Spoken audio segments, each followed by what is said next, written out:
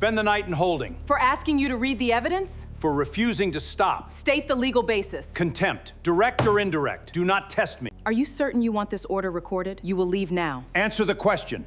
Bailiff. The record is still live. Not for long. Keep typing. Strike that exchange. The record is live. I said strike it. Preserve the audio. You do not direct my staff. The backup is still running. Judge. Stay out of it. Verify this before confinement. Another credential? A safeguard. For whom? Everyone in this room. It changes nothing. Then she was only helping me. Sit down. You never read my receipt. This does not concern you now. Keep the receipt in the file. Stop speaking. Ma'am, come with me. Do not let the record disappear. I'll take that. It is for the reviewing authority. This court is the authority. For this order, take it from her. It is still sealed, not for long. Do not break it. Remove her. Preserve every record. The audio is still live. I'll correct the entry. 3 phones are ringing. Do not answer them. You should. The state line is flashing. Spend the night in holding, Judge Warren Hale said, leaning back as if the courtroom belonged to him. The black woman at counsel table did not raise her voice. She only closed her worn canvas bag and asked, "Are you certain you want this order on the record?" Why did the court reporter suddenly stop typing? Why was the bailiff staring at the sealed envelope beneath her files? And why, minutes after the cell door shut, did 3 phones begin ringing inside the judge's chambers? He thought one night would teach her obedience. By sunrise, the whole courthouse would learn who had truly been judging whom. Stay until the final order is read. The scrape of Marcus Bell's chair stopped halfway across the courtroom. Every face turned toward the 51-year-old bailiff. He stood beside Amara Ellison, one hand open near her elbow. The air smelled of old paper, floor polish, and bitter coffee. "Counsel," Judge Warren Hale said, "you have been given an order." Amara closed the clasp on her worn canvas tote. "I heard it." "Then obey it." She stood and smoothed her navy wool jacket. Her silver watch caught the ceiling light. "Before I leave, state the legal basis clearly." A murmur passed through the gallery, then died. Ruth Delgado sat at the plaintiff's table with both hands around a faded receipt. Her thumbnail worried the same soft corner again and again. Hale leaned forward. "The basis is contempt. Direct or indirect?" His jaw tightened. "Do not test me." "The distinction controls whether you can order overnight detention without notice or counsel." Heat clicked through the vents, carrying dust into the stillness. At the clerk's station, Lena Ortiz, 29, her dark curls pinned with a yellow pencil, held both hands above the stenography keys. Hale looked at her. "Ms. Ortiz, strike that exchange." Lena swallowed. "Your Honor, the record is live." "I said strike it." A red light on the backup recorder blinked once, then again. Amara turned toward the clerk's station. "Please preserve the audio."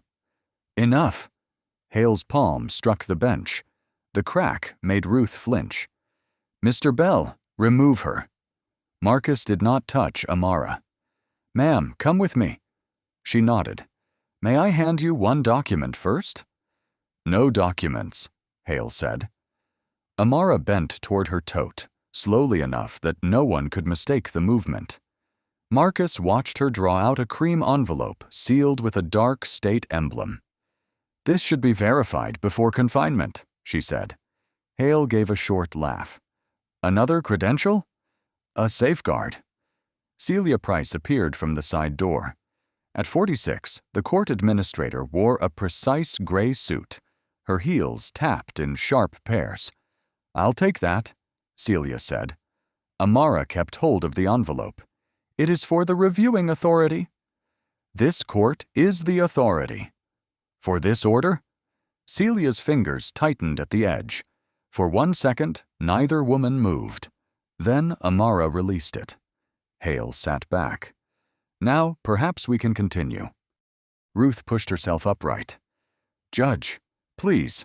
She was only helping me." "You will sit down." "She has my proof." "Mrs. Delgado." Ruth's chair creaked as she lowered herself. Her eyes stayed on Amara, but the gallery looked anywhere else, at shoes, folders, the blank flag above the bench. Marcus opened the side gate. The corridor beyond was colder, lit by blue-white tubes that hummed overhead. Amara stepped through, then looked back. "Make sure Mrs. Delgado's receipt remains with the file." Hale turned to Celia. "Move to the next matter." Lena's fingers returned to the keys, but the rhythm was uneven. Celia slid the sealed envelope under a stack of motions and covered the emblem with her hand. The doors closed behind Amara with a cushioned thud. In the emptying silence, the recorder's red light kept blinking. Then the first phone rang inside Hale's chambers. A second began before anyone answered it. "You're still coming tonight, right?" Evelyn Ellison asked, sliding the sugar bowl toward her daughter. It was 7:05 a.m. on October 14th, 2026. Rain ticked against the kitchen window. The room smelled of cinnamon toast and coffee. Amara sat across from her in a navy wool suit, micro-twists tied low, one hand around a warm mug. "I'm coming," Amara said. Evelyn narrowed her eyes. That sounded like a lawyer's answer. It was a daughter's promise. Better. Between them lay a cream index card in Amara's handwriting. "My mother taught me to stay." It opened the speech she would give that evening, when the library honored Evelyn for 40 years of service. Evelyn tapped the card. "You don't have to make it grand." "I know." "You say that while carrying 3 folders to breakfast." Amara glanced at the worn canvas tote beside her chair. 2. "The third is under your coat." Amara pulled the slim file into view. Evelyn buttered another piece of toast. At 7:18, Amara's phone vibrated against the table. Naomi Chen's name appeared. "I should take this." "You always should." "Morning, Naomi." "I'm sorry," Naomi said, office noise behind her. "I have a housing emergency." "How urgent?" "Court at 11, 67-year-old tenant, 23 years in the same apartment. Landlord claims non-payment. She has a receipt, but the electronic file shows nothing." "Who's assigned?" "No one. We lost 2 volunteers this week." Evelyn had stopped spreading butter. "Which courtroom?" 3B. The kitchen seemed to cool. "Judge Hale?" "Yes. I only need someone to get the document admitted. An hour, maybe less." Evelyn lifted the coffee pot, although Amara's cup was full. "Go," she mouthed. Amara covered the phone. "I promised. And you'll keep it. The ceremony starts at 7. I know how clocks work." Amara studied the silver at her mother's temples. "I'll be there before 6:30. Evelyn turned the card so its first line faced her. "Then take this. You leave things when you're worried." Naomi was still waiting. "Amara? I'll go." Relief softened Naomi's voice. "Thank you. Her name is Ruth Delgado. I'll send the file." Amara ended the call and slipped the card into her tote. She stood, buttoned her coat, then turned the mug handle toward Evelyn the way her mother liked it. "At 6:30, Amara said. Evelyn touched 2 fingers to the bag. "I'll save you the front row seat." By 8:10, Amara crossed her firm's marble lobby. The receptionist stood. "The State Commission courier left this." He handed her a sealed cream envelope, marked confidential. Amara weighed it in her palm. "Put my calls after noon." "All of them?" "All but my mother." In her office, she read the first page, then locked the envelope inside her tote beside the speech card. The commission wanted her preliminary findings on Ashford County's accelerated hearings by Friday. The visit had to remain undisclosed. At 9:42, Naomi texted, "Ruth is already at the courthouse. She sounds frightened." Amara picked up her umbrella, checked her silver watch, and left the corner office without the coat bearing her firm's name. She expected to be back before lunch.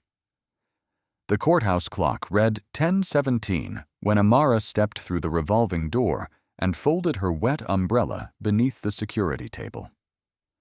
Fluorescent lights flattened every face, and the metal detector gave a thin chirp as a deputy waved her forward.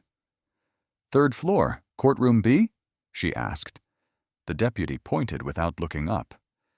"Elevators left. Dockets are moving fast." That became clear before the doors opened. An electronic board above the corridor flashed. Case 8142, then 8149, then 8156. People rose from benches with folders half open. One man was still fastening his coat when a clerk called the next number. A woman pressed a translation card to her chest as the display changed again. Amara checked her watch. 10:24. At the end of the hall, Celia Price stood beside a file cart, redirecting attorneys with 2 fingers. Her gray suit was immaculate. A gold pen rested behind one ear. "You're here for Delgado?" Celia asked, glancing at Amara's canvas tote. "Yes, Amara Ellison." "Volunteer counsel?" "I'm covering the housing matter." Celia handed her a visitor badge instead of asking for identification. "Keep it simple. Judge Hale dislikes delays. I need the payment record uploaded. If it isn't in the system, it probably won't be today." "It exists." Celia's smile stayed fixed. "That is not the same thing as being filed." A courtroom door opened. Warm air smelling of toner and stale coffee spilled into the hall. 3 tenants came out together, one crying silently, another studying an order as if the words might rearrange themselves. "How long was that hearing?" Amara asked. Celia looked at the board. "Long enough?" 4 minutes? This court serves hundreds of people a week. Efficiency matters. So does accuracy." The pen shifted when Celia's jaw tightened. A word of advice. Don't teach Judge Hale procedure in his own courtroom. "I wasn't planning to." "Good." Amara moved toward the door, but voices carried through the narrow opening. "We're 12 cases behind," a male clerk said. Then Hale's voice, low and irritated. "Keep the line moving. If the documents aren't loaded, rule on what's in front of us." "What if counsel objects?" "They can appeal." A paper tray slammed shut. Amara stopped. Celia reached past her and pulled the door closed with a soft click. "You heard nothing that concerns your client," she said. "I heard a policy." "You heard a busy judge." The board changed again. Case 8171 vanished before the elderly man beneath it had found his glasses. Amara took out her phone and typed to Naomi. "Are these accelerated hearings being monitored?" The reply came at once. "Not officially." "Why?" Before Amara could answer, a clerk pushed through the door. "Delgado matter in 10 minutes." "Where is she?" "Bench near the vending machines." The hallway narrowed around people moving in opposite directions. Shoes squeaked on damp tile. Somewhere, a printer coughed out page after page. Amara found Ruth Delgado sitting alone beneath the changing board, both hands wrapped around a faded receipt. "They told me it wasn't there," Ruth said. Amara sat beside her. "Let me see what you brought." Ruth unfolded the paper with such care that its trembling edge made the only sound between them.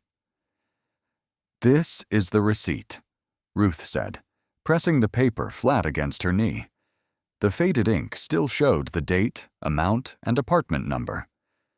Amara leaned closer. The corridor smelled of coffee and wet coats. Behind them, a vending machine dropped a bottle with a hollow thud. "You paid on September 29th? "At the management office, in cash." Ruth pointed to the clerk's initials. "She wrote this herself." "Anything else?" Ruth opened a plastic bag and removed a rent ledger. My husband handled the papers. After he died, I started keeping everything. We'll use what can be proved. A clerk appeared.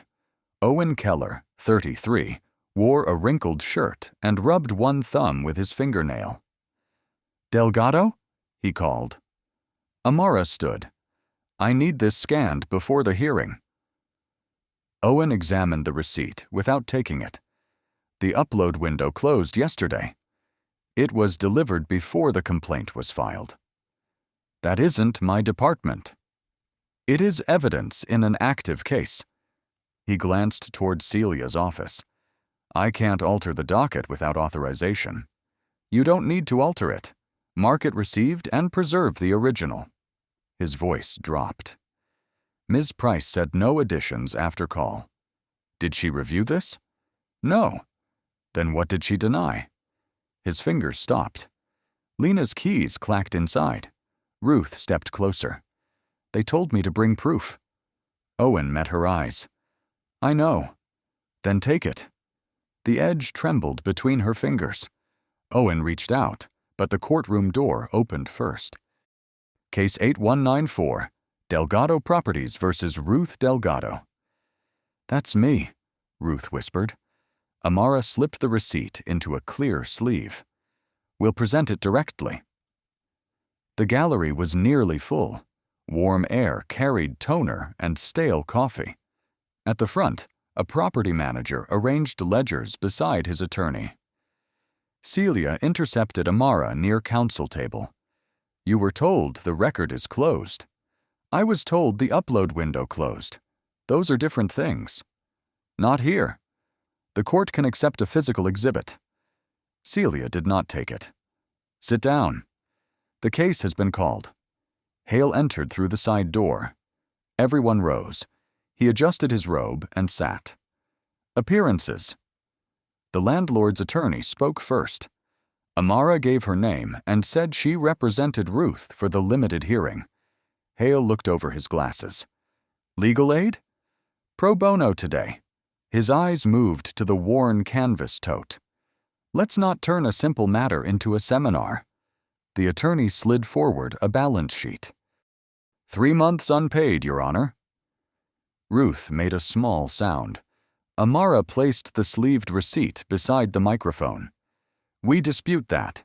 This proves payment for the month at issue. Hale did not look down. Is it in the electronic record? No. Court staff declined to scan it minutes ago. Celia shifted near the clerk's desk. Then it is not before me. 6 inches from your hand.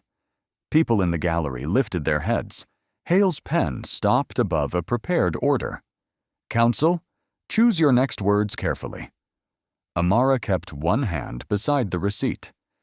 Please admit the exhibit or state the reason for excluding it.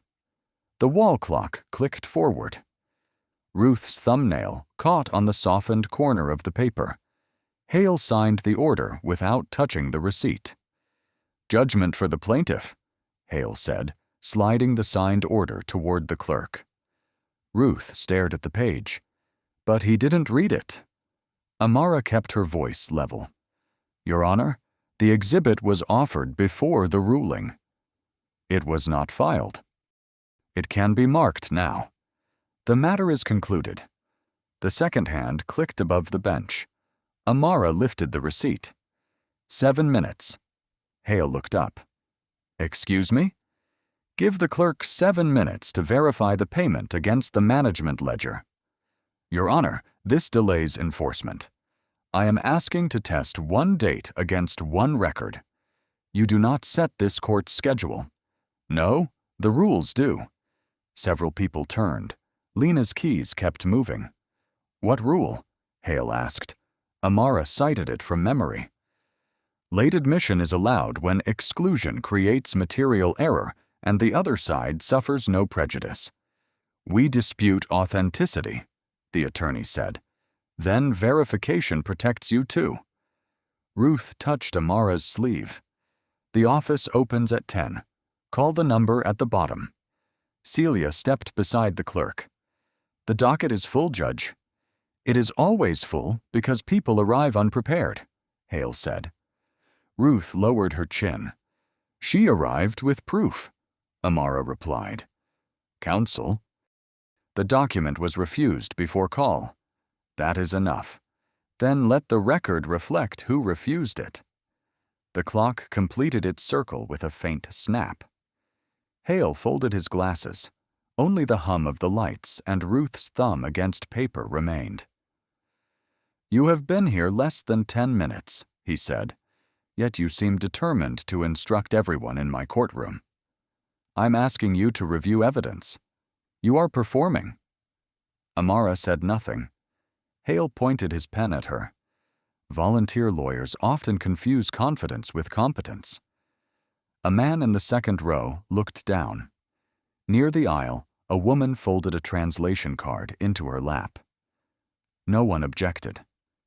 Ruth whispered, "Please don't get in trouble for me." Amara turned the receipt toward her. You brought what they asked for. Do not confer while I am addressing you, Hale said. Then address the evidence.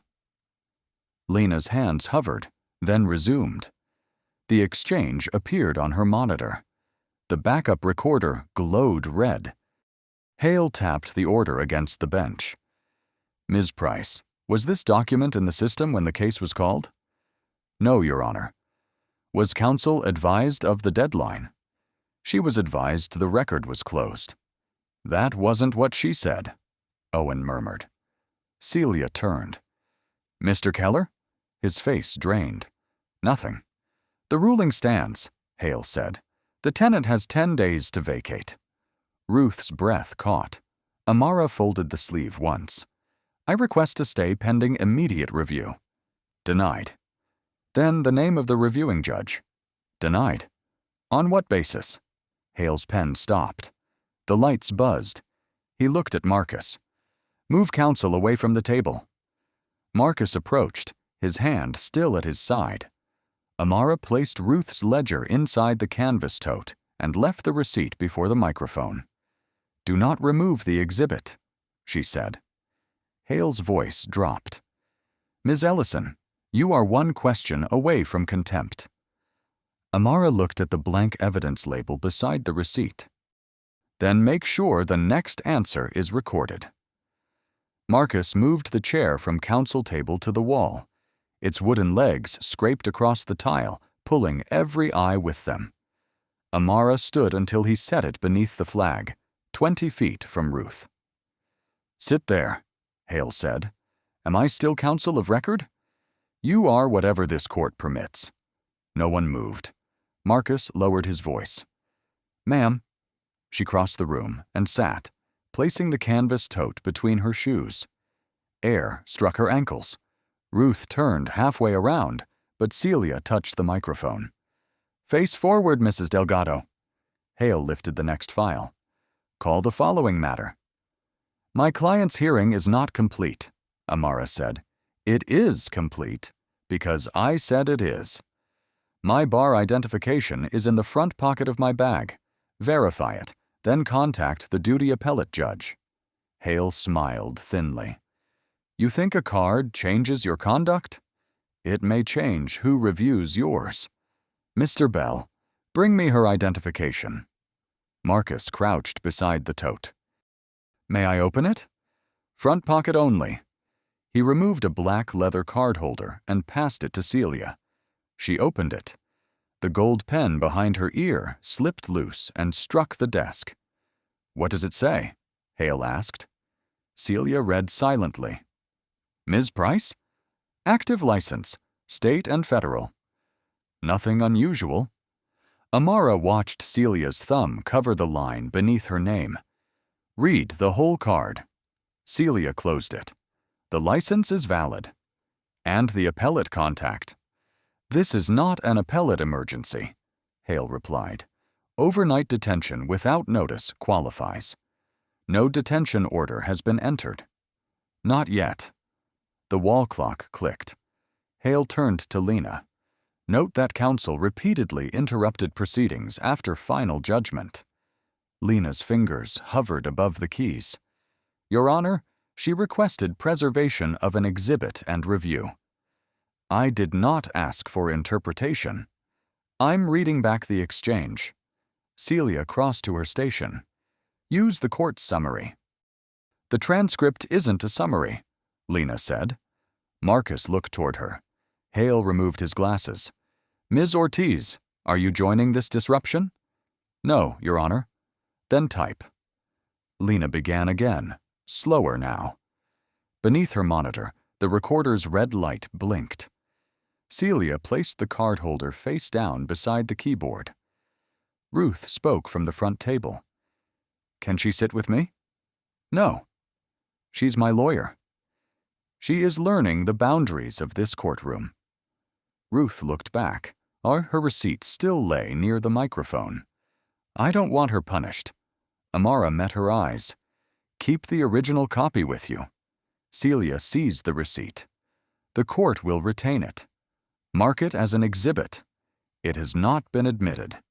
Then return it. Hale struck the bench with his palm. The crack snapped through the room. Someone near the doors dropped keys. Enough. You will remain silent until I decide otherwise. Amara folded her hands over the tote. For nearly a minute, the court moved around her as though she were furniture. Names were called. Orders were signed. Paper slid across wood. Ruth's chair remained angled toward the wall. Then Celia carried Amara's identification to the clerk's desk, turned it face down, and whispered, Don't enter the firm name. Lena's eyes shifted toward the red light. It was still recording. Bring me the bag, Hale said. Marcus did not move at once. The courtroom was so quiet that the ventilation fan above the gallery sounded like a distant engine. Amara opened the worn canvas tote and removed a cream envelope sealed with a state seal. This must be verified before any confinement order is entered, she said. Hale glanced at the seal. Another credential? A safeguard. For whom? For everyone in this room. Celia left the clerk's station, her heels striking the tile in sharp pairs. I'll take it. Amara held the envelope at chest height. It is addressed to the reviewing authority. This court is the authority, Celia said. For this order? Marcus shifted his weight. Lena's fingers stopped above the keys. Hale leaned forward. Ms. Ellison, you have been warned repeatedly. I have asked for a legal basis repeatedly. You will hand over the envelope. Amara looked at Marcus. Please note that it is sealed and has not been opened. I see that, he said. Celia's mouth tightened. Mr. Bell, take it. He reached, but Celia stepped between them and caught the edge first. For 1 second, both women held the paper. The wax seal pressed into Amara's thumb. Do not break it, Amara said. Celia pulled the envelope free. No one is breaking anything. She crossed to the side desk, opened the lowest metal drawer, and placed it beneath unused forms. The drawer stuck halfway. She shoved it closed with her hip, then turned the key twice. The second turn echoed. Hale lifted the prepared order. Your conduct has delayed this docket, challenged lawful authority, and encouraged disruption. Ruth rose. She only asked you to look at my receipt. Sit down. She didn't insult you. Mrs. Delgado. Ruth's hands trembled against the table. Then punish me too. Amara turned. No. It was the first word she had spoken quickly. Ruth sat, but kept looking at her. Hale signed the order. The court finds direct contempt. Ms. Ellison will be held until 9 tomorrow morning. Lena stared at her screen. Your Honor, the order says 5 this afternoon. Celia crossed back. Use the revised copy. There isn't one? There is now. Hale slid the signed page toward her. Enter it. Amara checked her silver watch. 12:08 p.m. I request immediate access to counsel and one phone call. Denied. State the reason. This is not a negotiation. My mother is expecting me tonight. Hale's expression did not change. Perhaps one night will improve your judgment. A woman in the gallery covered her mouth. The man beside her studied his shoes. Marcus opened the side gate. Cold corridor air touched Amara's face. "May I give Mrs. Delgado my card?" she asked. "No contact with anyone connected to this proceeding," Hale said. Amara tightened the tote strap and faced Ruth. "Keep the receipt dry," she said. Celia stepped toward the microphone. "Strike that." Lena's hand stayed still. "Ms. Ortiz?" "The record is live," Lena replied. The red indicator beneath her monitor blinked steadily. Marcus gestured toward the corridor. "Ma'am?" Amara walked through the gate. As the door began to close, she heard Celia say, "I'll correct the entry." Then came the metallic turn of the drawer key again. "Watch, jewelry, bag," the intake officer said through the slot. At 12:46 p.m., Amara stood beneath a fluorescent tube that flickered every few seconds. The room smelled of disinfectant, damp concrete, and burnt coffee under hard white light. "My watch stays with my property," Amara said. "It all stays together." The officer studied the form. "Dana Reeves, intake supervisor, 34. I need the laces too." Donna wore a tight braid and tapped her pen twice before writing. She looked from the contempt order to Amara. "No release time?" 9 tomorrow morning. This copy says 5 today. The judge changed it in court. There's no amended order. I know. A door buzzed behind them. "Phone call?" Donna asked. "Denied." "By whom?" "Judge Hale." Donna stopped tapping. "Was that recorded?" The recorder was running. She wrote across the form. "Request made at 12:51. Denied before transfer." Amara unclasped her silver watch. The metal had warmed against her skin. When Donna sealed it in a clear property bag, a pale circle remained around Amara's wrist. "My mother receives an award tonight. I need 30 seconds." Donna glanced at the corner camera. "I can't override a direct order." "Can you notify counsel?" "Name?" "Naomi Chen."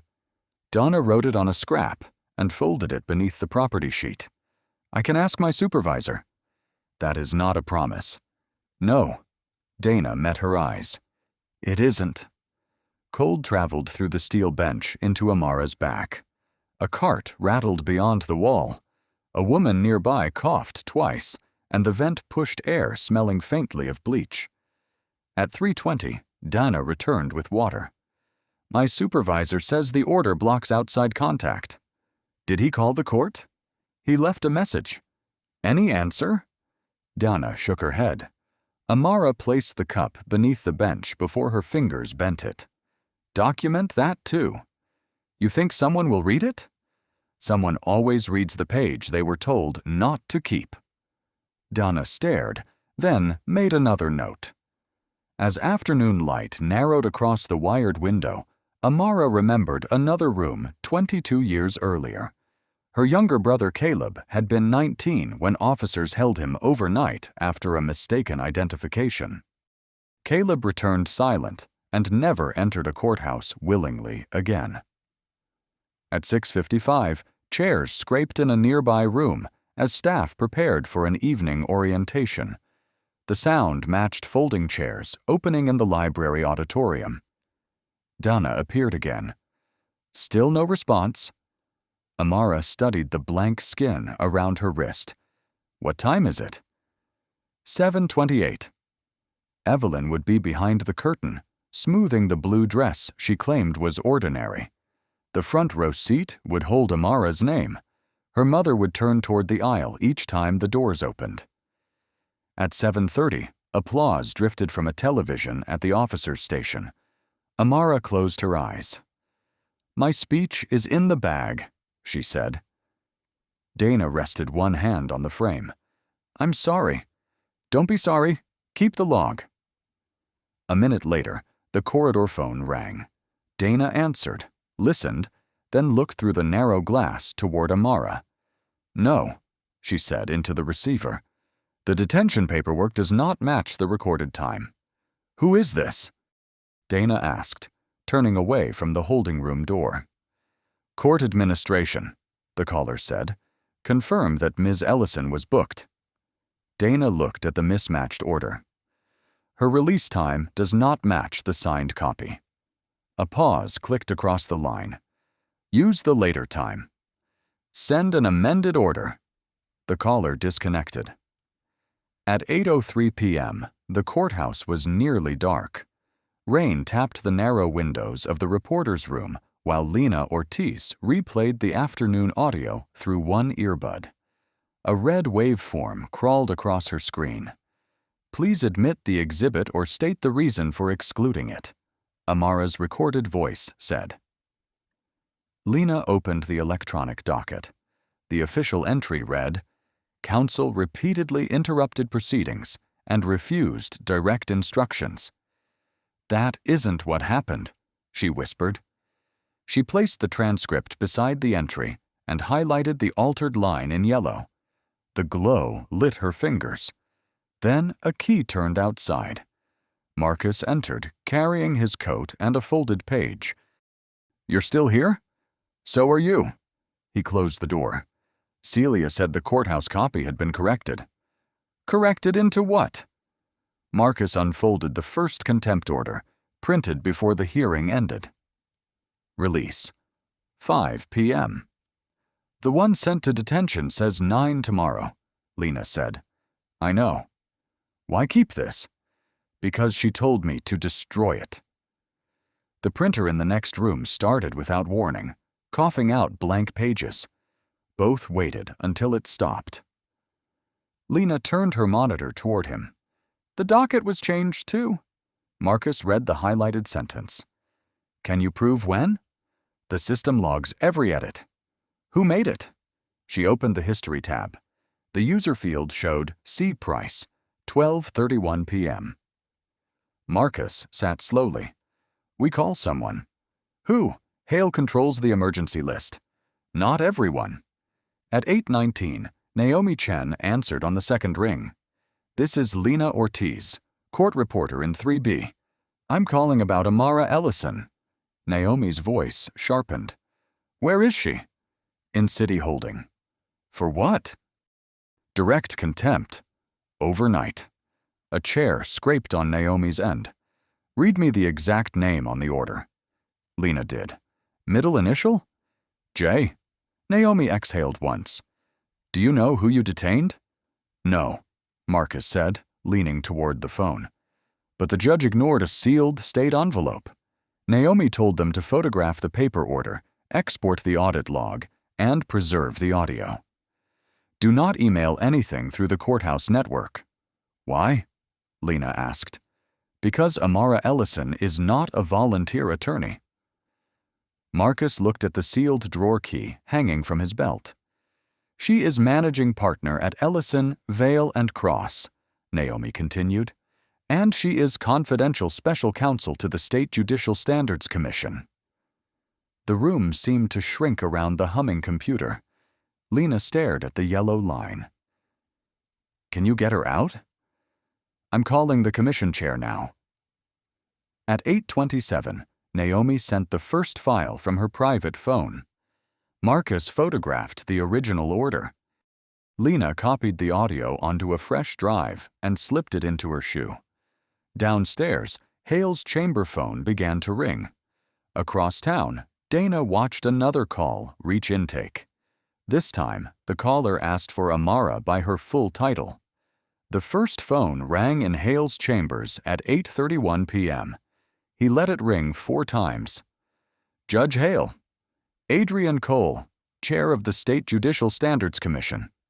Hale straightened. Celia Price stood beside the locked drawer. Preserve every record from today's Delgado hearing, Cole said.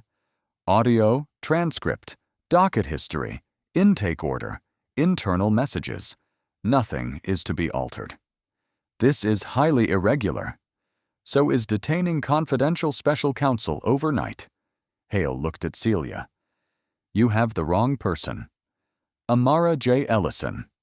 The coffee in Hale's cup trembled when he set it down. She appeared as volunteer counsel. She appeared under assignment. From whom? You'll receive written notice. The line went dead. Before Hale could speak, the second phone rang. Celia flinched. Answer it. This is Miriam Shaw, Chief Counsel to the State Supreme Court, the caller said. Put Judge Hale on speaker. Celia pressed the button. Judge, City Holding has an order with a release time that does not match your signed copy. A clerical correction? Made before or after confinement? Hale rubbed the bridge of his nose. Ms. Ellison was disruptive. That was not my question. The office clock ticked over the vent's hum. Miriam continued.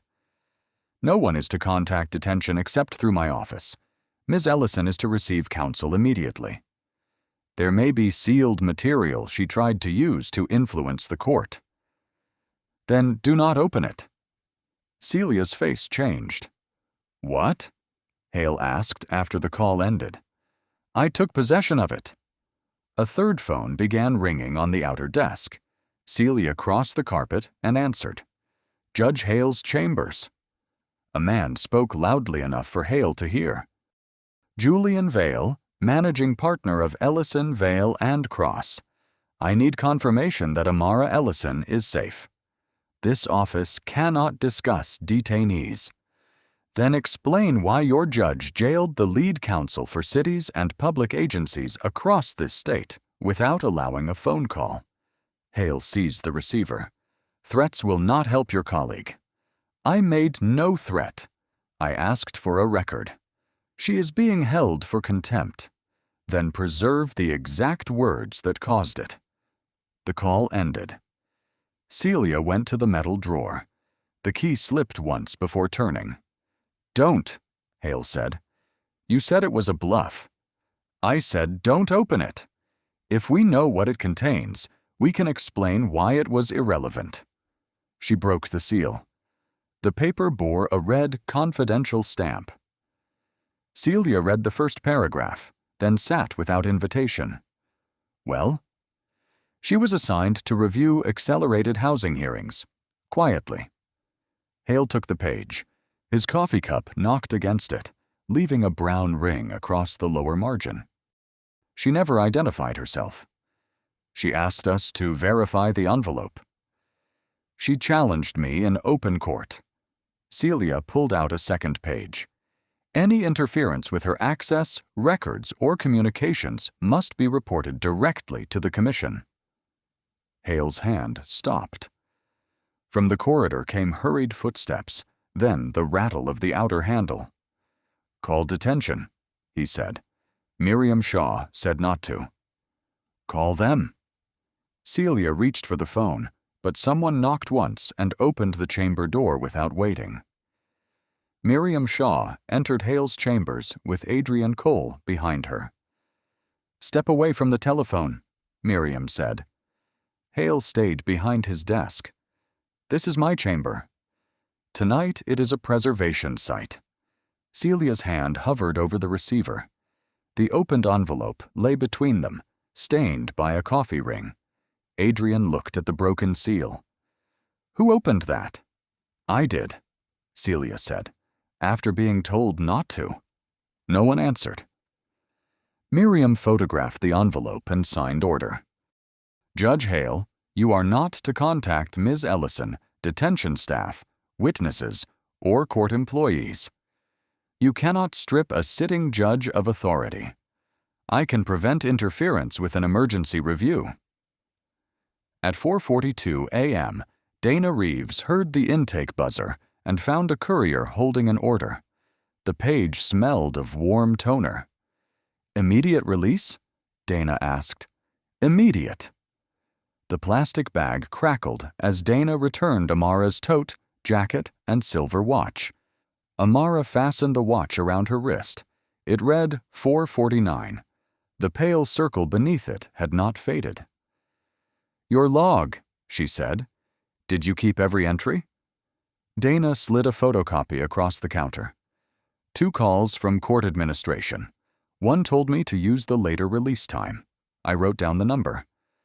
Amara folded the page.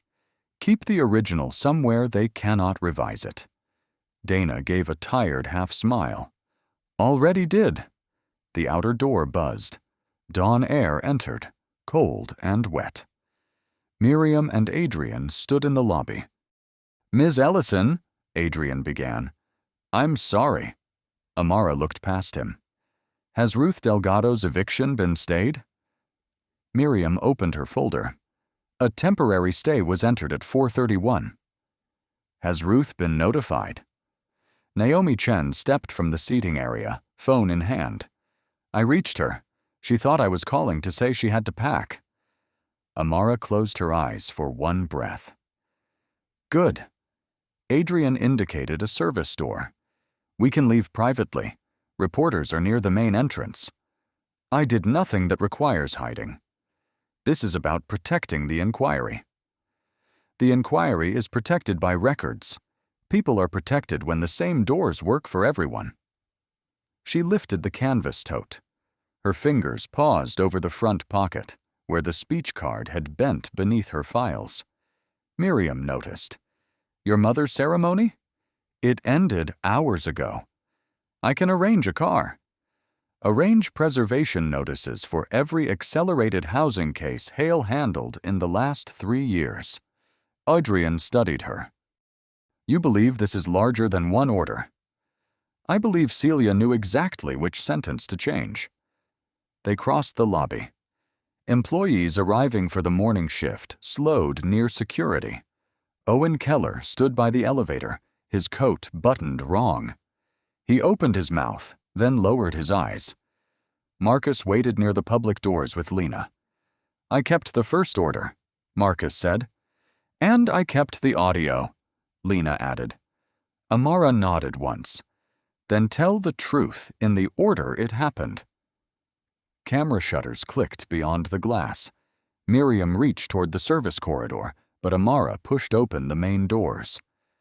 Cold rain touched her face as the courthouse watched her leave through the entrance it had used to bring her in. Behind her, Lena held the copied audio drive inside a sealed evidence bag. "Play it from the moment she offered the exhibit," Adrian Cole said. The review room had no windows. Cold air carried the dry smell of paper and old carpet. Amara sat at one end of the table, her silver watch back on her wrist. Miriam Shaw placed the evidence bag beside the recorder. Lena pressed a key. Amara's voice filled the room. "Please admit the exhibit or state the reason for excluding it." Then Hale. "You are performing."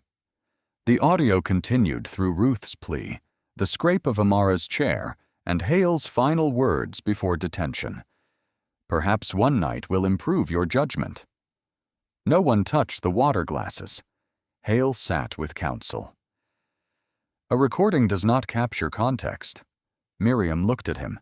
"It captured your words. It was a difficult docket." Adrian stopped the playback. "Did you order the entry changed?" "No." Lena opened the audit log. The first description was entered at 12:19. At 12:31, it was replaced. "By whose credentials?" Adrian asked. Lena turned the screen. "See Price." Celia clasped her hands. "I summarized what the judge intended." "What he intended," Amara said, "or what the record needed to say afterward." Celia looked at Hale. "I was protecting the court." Marcus Bell entered next, his coat damp. "Did Ms. Ellison resist removal?" Miriam asked. "No."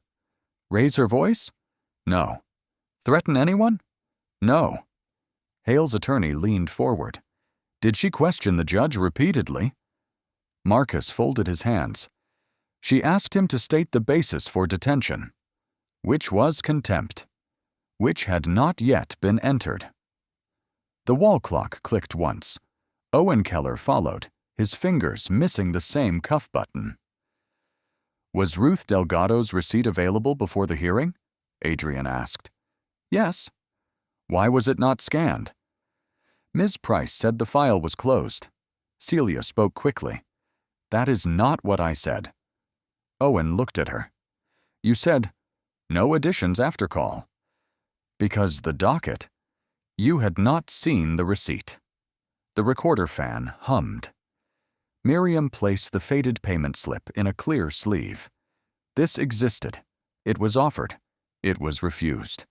Then the refusal disappeared from the docket. Hale pushed back. You are reducing courtroom management to clerical details. Amara kept one hand beside her tote. Clerical details are where power hides when no one expects to read them.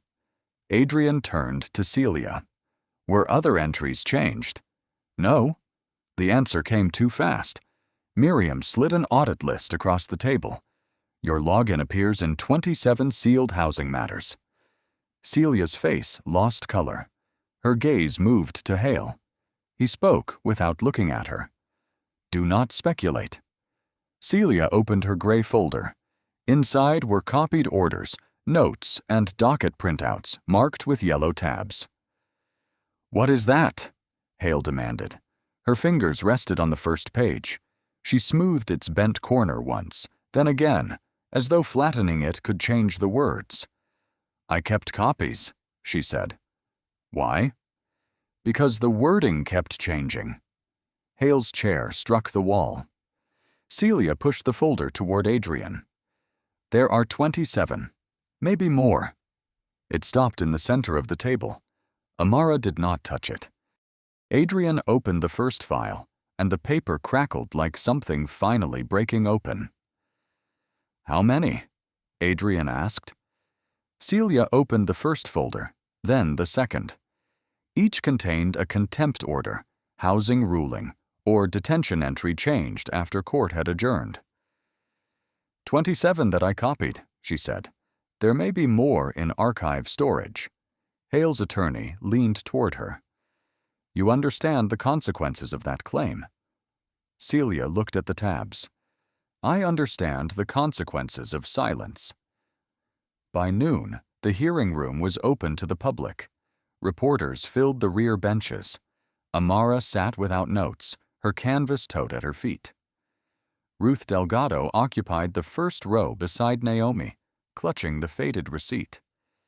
Adrian called Elliot Brown, 72, a retired school custodian with a gray mustache. He carried an order folded into quarters. Why were you jailed overnight? Miriam asked. I asked for a sign language interpreter for my wife, he said. Judge Hale told me I was delaying the court. Hale shifted. That case was years ago. Elliot unfolded the paper. The order says I shouted. I didn't. My wife was deaf.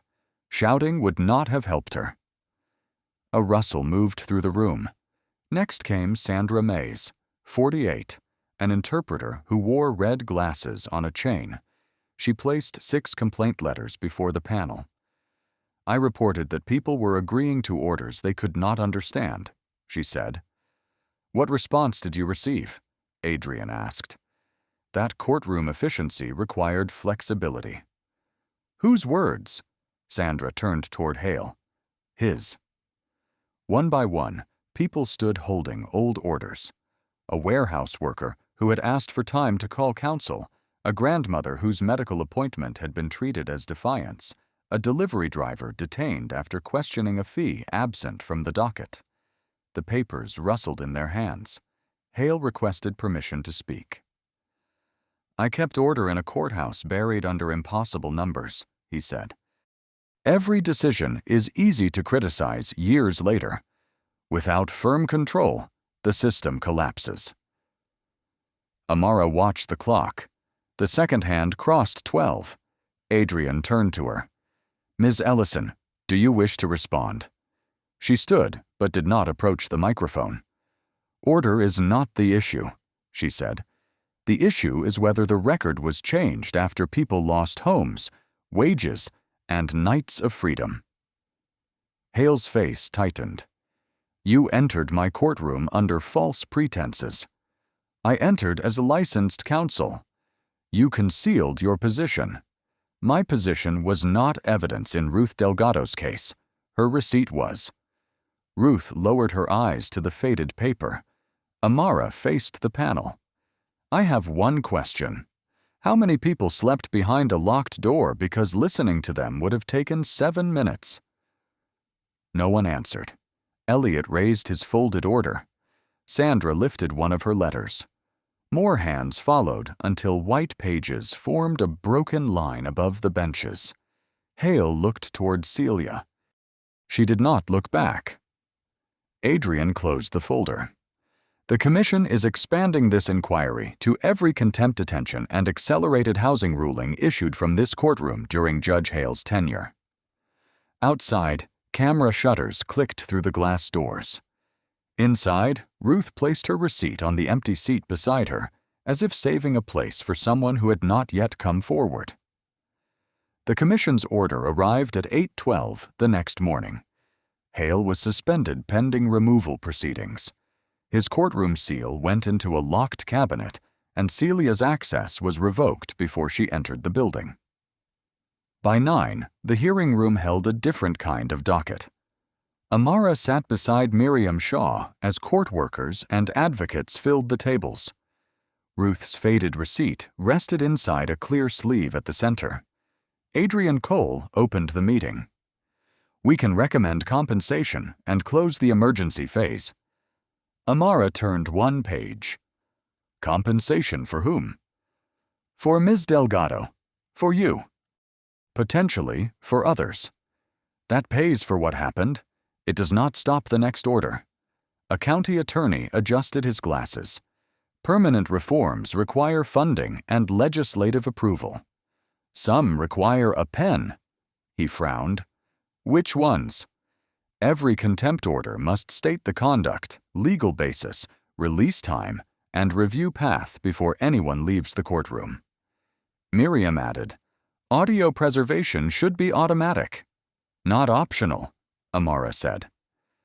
Dana Reeves opened her intake log. Detention should reject orders with conflicting times. The attorney shook his head. Rejecting a judge's order creates liability. Accepting a defective one created a cell, Dana replied. No one spoke. Lena pushed a protocol forward. Recordings should upload to a server administrators cannot edit. Marcus added, no one should lose a phone call without a separate written finding. Sandra Mays lifted her red glasses. Interpreters must be present before consent orders are accepted. Elliot Brown sat behind her with his old order in his pocket. When Adrian looked toward the public seats, Elliot raised 2 fingers. One more, Adrian said. Independent complaints, Elliot answered. Not complaints sent back to the same hallway. By noon, the whiteboard held 7 rules. By 2, it held 12. Celia arrived with counsel, carrying 2 archive boxes. Her gray suit was creased, and the gold pen was gone. I found 43 additional files, she said. Hale's attorney objected. Ms. Price cannot characterize those records. Celia set the boxes down. Then let the records speak. Amara asked, did you preserve the timestamps? Yes. Were any files removed? 3 are missing. Miriam wrote the case numbers separately. At 4:36, Adrian signed the reforms: mandatory audio retention, access to counsel, review of overnight detention, locked audit logs, interpreter confirmation, an external complaint office, and quarterly review of accelerated dockets. The county attorney placed a compensation agreement before Amara. This remains available. She slid it back unsigned. Resolve Ruth's home first. A new judge reviewed Ruth's receipt, ledger, and management confirmation. The eviction is vacated, she said. The payment was timely. Ruth pressed both hands to the table. For several seconds, she did not move. Then she placed the old receipt beneath the glass beside the new order. "No one loses this one," she said. As evening light crossed the floor, workers removed Hale's nameplate from the bench. Amara watched the last screw come free, then opened her canvas tote and found the bent speech card beneath the reform agreement. 4 months later, the restored Ashford Library smelled of fresh wood, old paper, and rain drying on coats. At 6:48 p.m., Amara stood behind the curtain with a bent index card. The first line remained readable. "My mother taught me to stay." "You can use the speech this time," Evelyn said. She wore the blue dress from the mist ceremony. A silver award ribbon rested at her collar. Amara smoothed the card. "It was better before I folded it." "You were better before you tried to make every sentence perfect." Beyond the curtain came the scrape of chairs and a microphone test. No reporters had been invited. Evelyn had asked for neighbors, library volunteers, and the people who had waited with her that night. In the front row, one chair carried Amara's name. This time, she was there. Across town, Warren Hale's name had been removed from the courthouse directory. The judicial panel permanently removed him after reviewing 68 altered matters and 14 overnight detentions. Celia Price lost her administrative position and agreed to assist the reconstruction team. Under supervision, she matched paper files to audit logs. She no longer carried the gold pen behind her ear. When she found a missing order, she marked the gap in red and signed beneath it. Marcus Bell opened staff training with the original 5 o'clock detention order in a clear sleeve. Lena Ortiz taught reporters how to trigger independent preservation. Dana Reeves's intake log became the county's detention checklist. Owen Keller transferred to records review and stopped lowering his voice when he found a discrepancy. A public report required automatic audio storage, access to counsel, interpreter confirmation, outside review of overnight confinement, and quarterly audits. The first audit found no unexplained detention order. Near the library entrance, Ruth Delgado displayed 2 framed papers, her faded receipt and the order restoring her home. "I still check the lock twice," Ruth told Amara. "Does it help?" "No, but I sleep there." The program began at 7. Naomi introduced Evelyn, but her voice broke on the words 40 years. The audience rose before Evelyn reached the lectern. Evelyn turned toward her daughter. "You promised me a speech." Amara stepped to the microphone and unfolded the card. A crease divided the first sentence. "I missed the night this was supposed to happen," she said. "Not because the work mattered more than you. Because someone decided my time, my voice, and my promise could be taken without explanation." The room held still. "I cannot return that evening. I can only tell you I remembered the seat." Evelyn reached for her hand. Amara looked toward the front row, then at the people who had carried orders, receipts, recordings, and logs into rooms where they expected not to be believed. "My mother taught me to stay," she said. "Sometimes staying means refusing to let the record close." She folded the card along its old crease. Afterward, while guests shared coffee beneath warm lamps, Evelyn removed the silver ribbon from her dress and pinned it to Amara's worn canvas tote. "For the bag?" Amara asked. "For what you carried?" Outside, rain traced the library windows. Inside the tote, the bent speech card rested beside the final reform order, and the front row chair stood empty only because both women had gone home together. Have you ever seen someone punished, ignored, or silenced simply for asking that the rules be followed? Share what happened in the comments, especially if one careful witness, saved message, or preserved document changed the outcome. Send this story to someone who believes dignity matters most when authority is not being watched.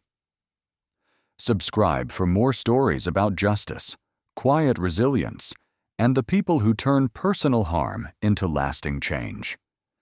And as you leave this story, remember the people who kept the record, the clerk who saved a file, the officer who wrote down a call, the witness who finally stood, and the woman who refused to let one closed door become the end of the truth.